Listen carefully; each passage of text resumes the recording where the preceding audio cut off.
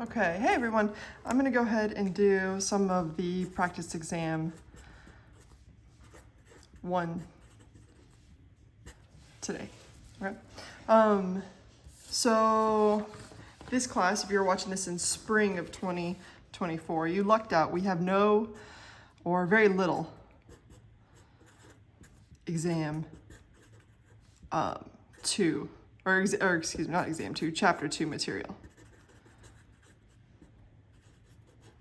Okay, because we just unfortunately didn't get to it. So I want to go through, this is the topic list. So this should be at the end of your practice exam. These are the 20 or 15 multiple choice questions, and then we have 5 short answer. Now, notice, I think on the initial practice exam, there were questions regarding the electron configuration. It's just not something we're doing. However, everything else still stands. So I just essentially erased all 5 questions regarding electron configuration, and these ones stand, okay? The multiple choice ones, there will be 15 multiple choice ones, and each one of these indicate what that question will be about. So question 1 is going to be about pure substances versus mixtures. Question 2 will be about physical versus chemical changes. Now, most of that stuff you have no problem with. It's this stuff that students tend to have some difficulty with, and that's why I've made the practice exam out of those things, and this as well. You can usually figure out physical chemical changes. That's reading pure substances and mixtures. That's also reading. Of course, we talked about it in class as well. I suggest going back through those lectures. And then we'll calculate the atomic mass. But sig figs, dimensional analysis, and scientific notation tend to be kind of the issues, and that's why I threw them on the practice exam. All right, let's start with this first question. Actually, let's not. Let's take a step back. So I want to first remind you of what scientific notation is. Okay, so scientific notation, like if I have a number like 4,721.6, and I want to put that into scientific notation, I'm always going to put the decimal after this first number. This is the first number here. I'll do this time. This is the first number here.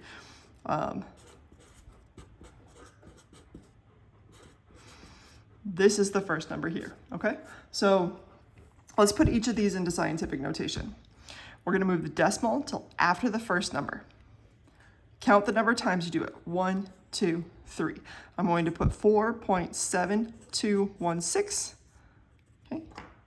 And then times 10 to the number of spaces you moved it. In other words, I'm saying 4.7216 times 10 to the third, which is a 1 with 3 zeros, times 1,000.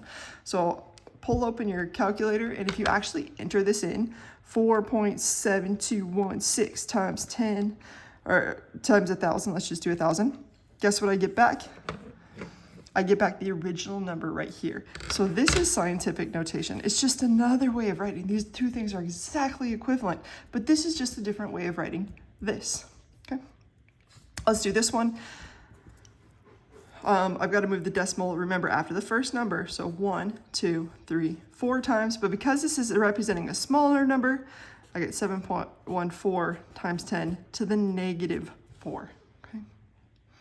And now over here, I want to move it after the first number, which happens to be right here. I got to move it 1, 2, 3, 4 times. 7.8124, 6, 7. And again, I moved it 4 times. So times 10 to the 4. And if you put that in your calculator, you'd get this exact number back. So this is how scientific notation works. I just wanted to kind of remind you of that before we keep going. All right, now let's remember sig figs.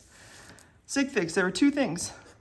We talked about adding and subtracting, and we talked about multiplying and dividing. If you want full videos, we have full videos posted on these that walk you through individual stuff like how to solve each one. Let's start with we'll start with adding and subtracting. When you add and subtract, you first find decimal places, and then, only if required, by required I mean I'll ask you to do it, then you can put it in scientific notation. Okay.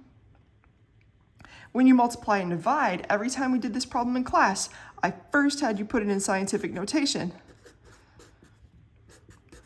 Then look at sig figs. So those are two differences. If you add and subtract, you're first going to find the decimal places and then put it in scientific notation. But if you multiply and divide, you put it in scientific notation first, and then you look at the sig figs. Sorry, I'm coming back from a run. A student wanted help and I wanted to get this done before I got to be somewhere, so sorry if I'm out of breath. All right, so let's look at this one. The first question says 24.61 plus 88.2. That seems simple enough, right? If I were to add them up, 88.2, we get 112.81. But that's not the answer, because I asked you to use appropriate sig figs and put it in scientific notation. So you ask yourself, did you add and subtract, or did you multiply and divide? You added and subtracted. When you add and subtract, remember you find the decimal places first, and then you put it in scientific notation. What do I mean by decimal places? Well, this first number had 2 decimal places, the 6 and the 1. The 88.2 had only 1 decimal place, the 0.2. What's smaller, 2 or 1? Hopefully you said 1 is smaller, and that's why we underline up through the first decimal place, which is this 8. Ask yourself if the number next to it is 5 or greater. If it's not, we get rid of it. Our answer is actually 112.8. That is our answer. But I asked you to put that answer in scientific notation. Like we talked about at the beginning, to get that answer in scientific notation, we move this 2 times. So we'd get 1.128 times 10 to the 2. Notice the decimal place changes, and that's okay. We want to figure out our decimal place in scientific notation, or in normal notation. This is 1 decimal place because this one had 1 decimal place, okay? So this would be our final answer, putting it with the appropriate sig figs and in scientific notation. Let's do this next one. I'm going to go ahead and get another piece of paper so we have enough space.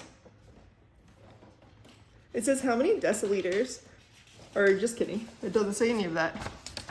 It says 24.61 times 88.2. Here we are multiplying or dividing. What are our rules for multiplying and dividing? Well, when we multiply or divide, we put it in scientific notation first, and then we look at sig figs.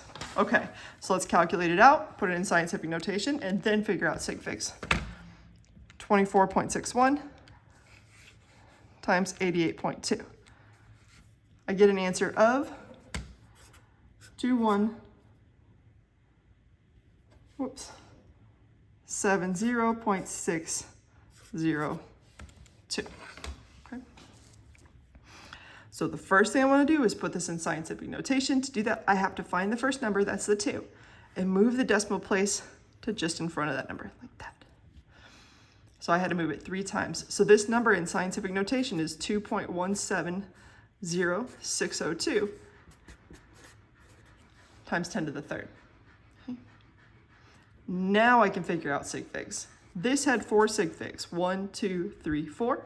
This had 3. What's smaller, 4 or 3? My answer is 3. I underline these first 3, ask if the number next to it's a 5 or greater. It is not, so I get rid of it. My answer is 2.17 times 10 to the 3rd. Oftentimes, many people miss that 2 times 10 to the 3rd. Don't miss this. There's a huge difference if you have $2 in your bank account versus if you have 2 times $1,000 in your bank account. So that times 10 to the 3rd makes a big difference. Okay, let's move on. How many ounces are in 500 grams? Now this is a homework question that you guys had. I already posted a video on it, but I'll do it nonetheless. Anytime you're given like some kind of conversion like this, put that thing in using a horizontal divider. I mean like that. Because once you read it like that, you see it as 2 separate things. Another thing was the 500 grams. This is just straight up dimensional analysis, okay? When we go to do our little game board, we know this has 2 units and this has 1. So we put our thing with 1 unit there. If this is grams, we have to put grams there. So we're taking it from there, and what's left up top is 0.03 0.53 ounces. If you had trouble setting that up, go back and watch the whole dimensional analysis video. All right, I told you that conversions generally have an infinite number of sig figs. That's not really always true, but in this class it is. This really only has 3 because we rounded this number. Nevertheless, it's a convergent. I will always give you lots. This number, though, only has 1 sig fig. I want you to keep that in mind, okay, as we keep going. Okay, let's continue to go. We have 500. So I'm taking 500 times 0.0353. And I get an answer of 17.65 ounces. Okay, our grams have canceled. The way I got that, in case you forgot, is these vertical lines are multiplication. This is a division. So I took 500 times 0.0353. Okay, so I got this number. What do we do with it? Well, if you remember, when we do multiplication and division, which we just did, you first put it in scientific notation, and then you look at sig figs. So first we'll put this in scientific notation. I have to move it after the first number 1 time. So I get 1.765 times 10 to the 1. Then I can figure out sig figs. This had 1, that had infinity. What's smaller, 1 or infinity? Hopefully you agree it's 1. I underline through the first sig fig, ask if the number next to it is 5 or greater. It is, so I have to round up. 1 rounds up to 2, and then I got to bring down that times 10 to the 1. Okay. In other words, my answer is 2 times 10 to the 1. I could have also written 20. They both represent the same exact number. Either of these would have worked. Okay. Number 4. How many deciliters are in 8.7 megaliters? Grab some more paper here. How many deciliters are in 8.7 megaliters? All right, so first thing you have to do is have those prefixes memorized. You have to know them like the back of your hand. If you don't know them like the back of your hand, figure out some way to memorize them, and when you get the exam, you write them down. So we're gonna start with 8.7 megaliters, all right? And we wanna turn that into deciliters. The first thing you wanna do is replace the mega with its multiplier meaning. Mega is equal to times 10 to the 6. So mega no longer exists. It's just times 10 to the 6, okay? So when we start with our thing, you're always going to start with what you're converting. 8.7 times 10 to the 6 liters. And you want to convert liters into deciliters. If this is liters, you know you have to put liters here, just like if this were triangles, you'd have to put triangles there. And you are turning it into a deciliter. What you want it to be goes on top. All you have to know is what deci equals. That's 10 to the negative 1. Okay, you should have that memorized. If this had been centi, I would have put 10 to the negative 2. Or milli, I would have put 10 to the negative 3. But it's deci, so I put 10 to the negative 1. Okay. Liters cancel. And remember, when you divide exponents, it's the same thing as subtracting them. So this is, let me rewrite it one more time. 8.7 times 10 to the 6 divided by 10 to the negative 1. Which would be 8.7 times 10 to the 6 minus a negative 1. When you subtract a negative, it's the same thing as adding a positive. So this is really 8.7 times 10 to the 7. And then our leftover unit is deciliters. And that would be our answer. So if you convert megaliters into deciliters, it's 8.7 times 10 to the 7 deciliters. If you have trouble with that, go back and watch the video where we go over SI prefixes. Now we're in how many protons, neutrons, and electrons are in 23 Na+. If you look at the periodic table, sodium on the periodic table, I don't have one printed out, I'm sorry, I'm probably not going to do it right now during the video, but sodium is number 11, meaning it has 11 protons. So I asked for the number of protons, neutrons, and electrons. The number of protons cannot change. If it has 11 protons, it has to have 11 protons. I like to write it there So it has 11 protons, but I write it there. I write it there because that helps us figure out the neutrons. Remember, this top number is the number of protons plus neutrons. And if you start memorizing a bunch of positives, negatives, blah, blah, blah, it's kind of annoying. So instead, what I want you to think about is take the big number, subtract the small number, and that gives you the number of neutrons. 23 minus 11 is 12. That's the number of neutrons. Last but not least, we get to electrons. And here's where things can be tricky, especially if you memorize, if it's negative, I'm gonna add, if it's positive, I'm gonna subtract. So if that works for you, stick with it. Don't just plug your ears right now, okay? But the way that I like to think about it is I look at this thing and I say, hey, that's a positive 1. If it had been positive, if it had been 2 positive, there would have been a 2 here, or a 3, or a 4. But because there's no number, this is just 1 positive. What this means, what a positive 1 means, is I have 1 more proton than I do electron. So you have 1 more proton than you do electrons, okay? You have 11 protons. You cannot change that. So the only number this can possibly be is 10. That's the only way I have 1 more proton than I do electron. Now let's say in another example, you go through and you write everything else the same. The number of protons is 11, the number of neutrons is 12, and then the number of electrons, let's say you got this one wrong and you initially put 12. Let's talk about what that would look like. If you had 12 electrons and 11 protons, that means you have 1 more electron. Electrons are negatively charged, so you got an extra negative charge. That's what this would result in. So if you got 12, that's what you would have gotten, a negative charge. But we were asked to find how many electrons there would be with a positive, and that's why we got the 10. Okay, and then last but not least, calculate the atomic mass of carbon given the following isotopes and abundances. So hopefully you watched the weighted average video. This is the one thing that we didn't go over in class, but it's something that we'll go over in class next week. Okay, however, there was a video and I asked you to watch that video. So if you watched the video, you've gone over it and gotten the same lecture that I'm about to give you. I'm going to skip over a lot of stuff, but the main idea is you look for the things that add to 100. Those two don't add to 100. Those two don't add to 100. These two add to 100. And the two things that add to 100, you move the decimal place 2 times. So this is no longer 98.93. This becomes 0.9893. And that's no longer 1.07. That's 0.0107. Again, I moved the decimal 2 times, so I had to add the 0, and I moved this one 2 times as well. Okay. So step number 1, we move the decimal, then those numbers are no longer relevant. We have these 2 numbers. You multiply them by their respective isotope masses. So in the first case, I've got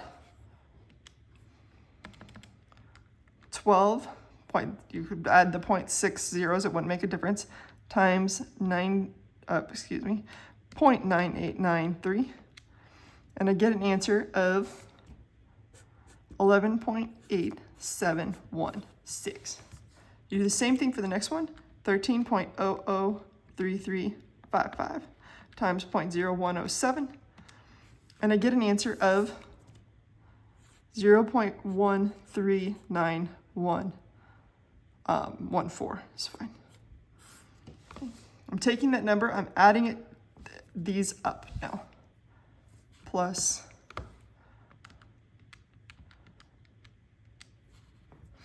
and I get 12.0107. I'm fine with 2 decimal places for all masses except for hydrogen, which we'll talk about when we need to.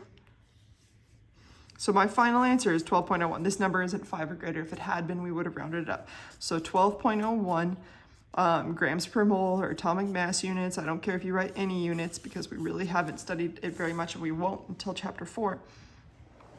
I get an answer of 12.01. Okay. All right, so I think that's about it. Make sure you go look over your topic list.